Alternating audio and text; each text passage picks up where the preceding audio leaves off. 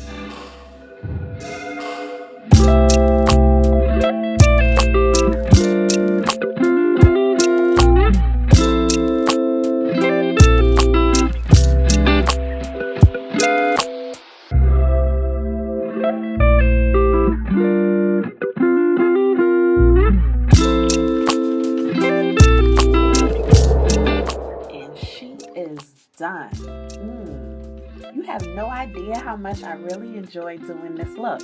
I've been like giving basic lazy makeup artist vibes for years now.